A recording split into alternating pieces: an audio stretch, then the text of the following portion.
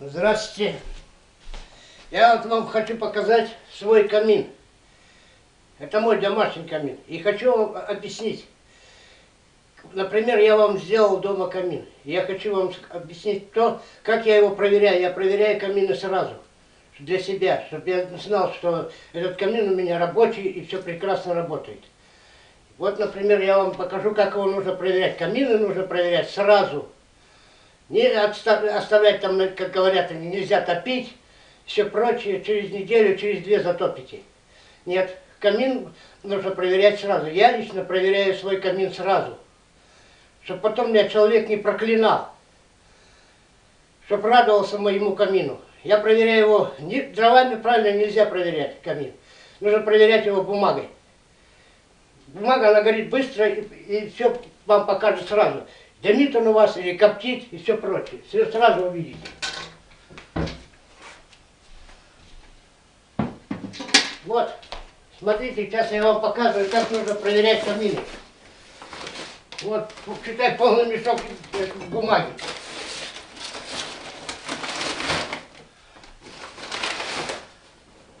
Залаживаю его бумагой, обыкновенной бумагой. Вот мешки бумажные, все прочее. Они быстро горят, и вы сами убедитесь, что у вас камин прекрасно работает. Что вам не сделали муляж.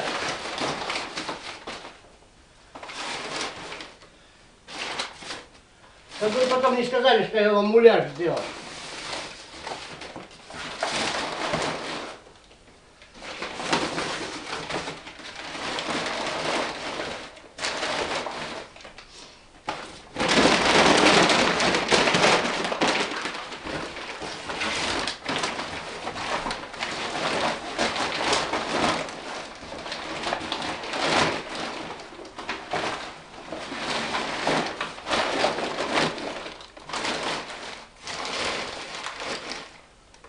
Вот я забил этот камин бумагой.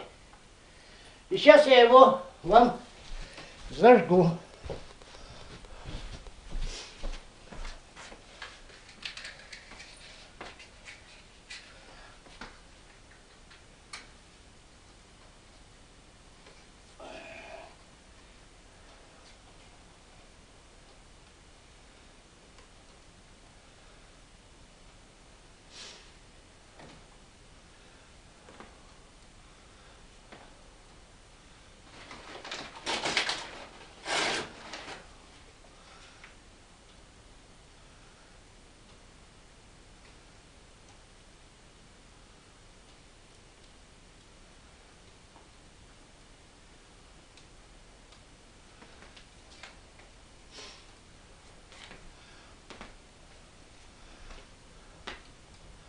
Вот смотрите, как он должен работать.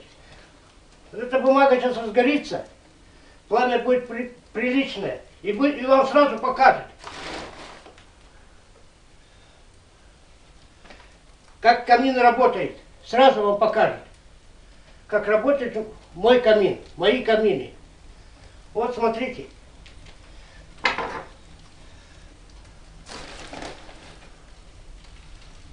Пожалуйста. Глядите, не дымит, не коптит, огонь не вылетает сюда. Все, прекрасно. Вот сейчас он разгорится, и вы сами убедитесь, что все это работает прекрасно. Никакого дыма в доме нету, ничего. Вот, все чистенько, браво. А показывают по телевизору, многих показывают, камин у него, видите ли, дома. Все черное это место. Да разве камин? Это не камин, это вас просто кинули. И красиво кинули.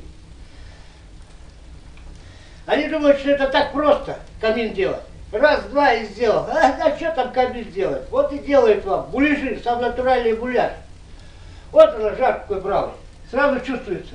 Тепло мягкое. За счет этого кирпича мягкое тепло. Не такое тепло, как от железа. Железо сразу жгет. А здесь вон мягонький, браво. Как будто, ну, прелесть. Как будто как в раю. Если хотите знать. О, красота. А эти люди, которые делают эти камины, они думают, это все так просто. Так просто ничего не бывает в жизни. Меня учили 5,5 лет. Я учился этому делу. Господь Бог мне дал эту работу. Вот они. И у меня и печи прекрасно все работают. Дров не надо много на зиму. Тепло прекрасное.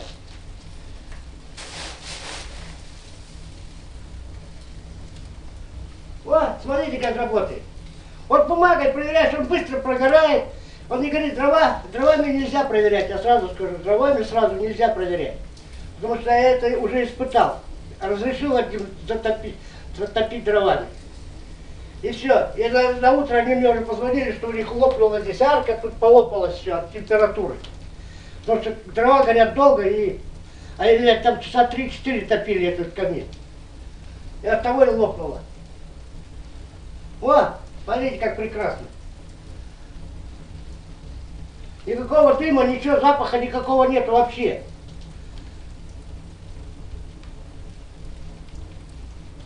Вот так вот должен у вас работать камин. А если вот так не работает камин, то значит вас, дорогие мои, кинули. И красиво кинули.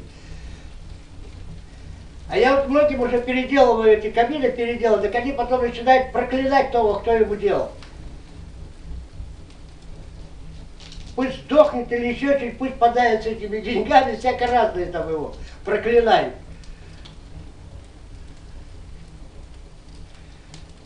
Я всегда проверяю свои камины. Кому сделал, я всегда сразу проверяю. Привожу бумагу, запиваю и протапливаю, чтобы самому убедиться, что мой камин работает прекрасно.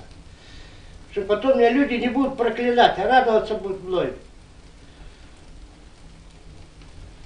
Вот смотрите, как браво.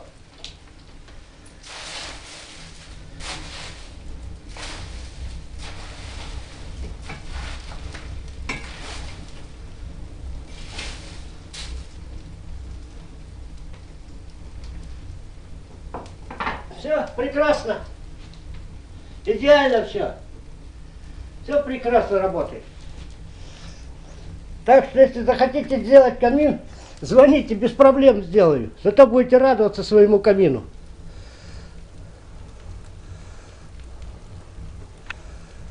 А то показывают этих богатых наших, что у него в доме камин там или еще что-то. Все черные, весь экран черный у него там, весь камин. Он, видать, как затопит, так весь дом дымом заполняется. Или огонь вылетает из камина. Это уже не камин. Вот так должен работать камин. Это маленький камин, средний камин. Не попадается клиент, чтобы поставить ему камин, большой экран.